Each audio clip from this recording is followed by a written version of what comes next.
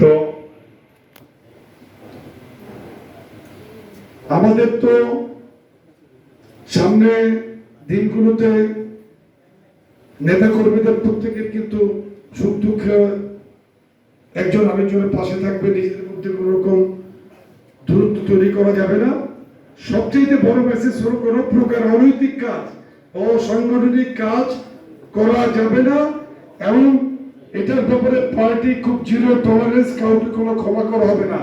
গত এক মাসে আপনারা দেখেছেন বিএনপি যুবদল ছাত্র দলের অনেক শাস্তিমূলক ব্যবস্থা নেওয়া হয়েছে।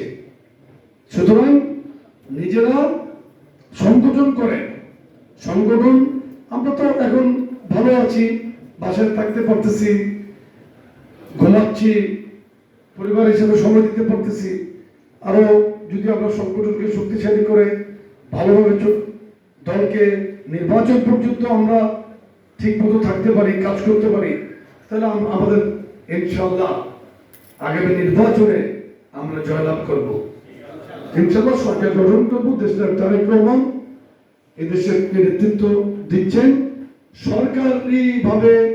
সরকারে আসলে উনি প্রধানমন্ত্রী হিসেবে এই দেশকে উনি দায়িত্ব নিয়ে দেশের উন্নয়ন করবেন।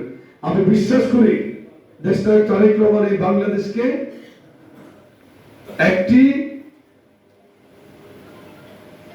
উন্নত রাষ্ট্রে ইনশাআল্লাহ উনি পরিণত করতে পারবেন।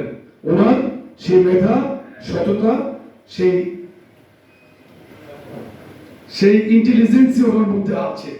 ওনার সাথে আমরা যে কাজ করি, উনি অত্যন্ত প্রখর মেধা সম্পন্ন একজন নেতা। তো আমাদের মূল বক্তব্য এটাই।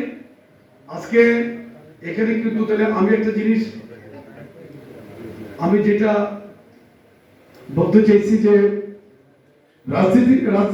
রাজনীতি আপনাদেরকে বুঝতে হবে, কোথায় কখন কি করতে হবে, কখন আপনি মিছিল করবেন, কখন স্লোগান দেবেন, কখন নির্বাচনী শোডাউন, প্রত্যেকটা জিনিসকে বোঝার মতো কিন্তু আপনাদের একটি বয়স হয়েছে। আর যুবদল যারা করে তারা কিন্তু ছাত্র দলে রাজনীতি শেষ করে ম্যাক্সিমাম নেতৃত্ব দিয়ে এসে যুবদলে রাজনীতি করছেন। একটি বড় দল, অনেক মানুষ এখানে, সকলকে নিয়ে আপনাকে আপনার দলকে এগিয়ে নিয়ে যেতে হবে।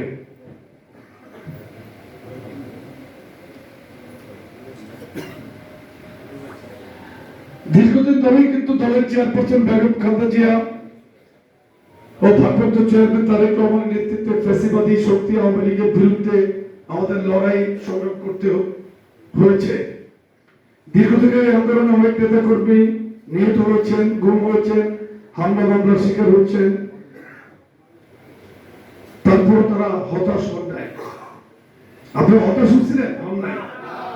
আপনাদেরকে কিন্তু আমি দেখছি, এখানে অনেক মুখ আমি দেখছি টিভিতে, এই ছাত্র জনতার আন্দোলনের রাস্তায় দেখছি, আমি নাম বলতে চাই না, অনেক চেহারায় কিন্তু আমি এখানে দেখতেছি আছে। হতাশ ছিলাম না আমরা, এই জন্য শেষ দিন পর্যন্ত আমরা এই ছাত্র জনতার আন্দোলনের মাঠে আমরা থেকেছি। আর বিএনপি প্রথম থেকে এই আন্দোলনের সমর্থন দিয়েছে। বিএনপি বা ভারপ্রাপ্ত চেয়ারম্যান কখনোই দলের জন্য কোনো কিছু চাননি। ওনাদের চাওয়া ছিল দেশকে হাসিনা মুক্ত করা, ফ্যাসিবাদ মুক্ত করা, দেশের মানুষকে গণতান্ত্রিক অধিকার বা ভোটের অধিকার ফিরিয়ে দেওয়া। সুতরাং আমরা সেটি করার জন্য ছাত্র জনতার আন্দোলনে সমর্থন দিয়েছি। এই আন্দোলনকে কাঙ্ক্ষিত লক্ষ্যে পৌঁছানোর জন্য বিএনপির একটি ব্যাপক ভূমিকা ছিল।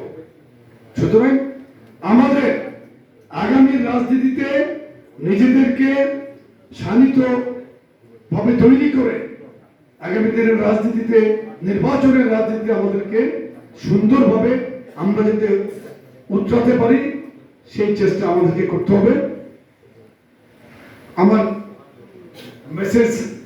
এই মেসেজটা দেওয়ার জন্যই কিন্তু কষ্ট করে ঢাকা থেকে এসেছি। আপনাদের প্রত্যেককে আমি ধন্যবাদ জানাচ্ছি। এখানে উপস্থিত সিলেট বিভাগের প্রত্যেকটি উপজেলা পৌর যুবদলের দায়িত্বশীল নেতৃবৃন্দকে আমি ধন্যবাদ জানাই। আপনারা অনেক কষ্ট করে এখানে এসেছেন। সবচাইতে ভালো লাগছে আপনারা যে পিন ড্রপ সাইলেন্টের মতো আমার এই কথাগুলো শুনতে পেরেছেন, যে পার্টির একজন মুখপাত্র হিসেবে আমি আপনাদের সামনে উপস্থিত হয়েছি, আপনারা কথাগুলো খুব মনোযোগ দিয়ে শুনেছেন। দেখেন, আমি নিজেকে এই দলের একজন নিজেকে কর্মী হিসেবে চিন্তা করি, জিয়া পরিবারের একনিষ্ঠ একজন কর্মী হিসেবে আমি আমাকে চিন্তা করি। আমি দলের কাজ করার চেষ্টা করি এবং সবভাবে দলের কাজ করার চেষ্টা করি। আমি আপনাদের কাছে এখানে একদম জ্বলন্ত প্রমাণ যে এখানে সিলেট জেলা এবং মহানগরীর কাউন্সিল করে আমরা ওখানেই ভোট গণনা করে আমরা ডিক্লারেশন দিয়ে গিয়েছি। আমরা এভাবে কাজ করার চেষ্টা করতেছি। আগামীতে সংগঠনকে শক্তিশালী করার জন্য শক্তিশালী নেতৃত্বের কোনো বিকল্প নেই।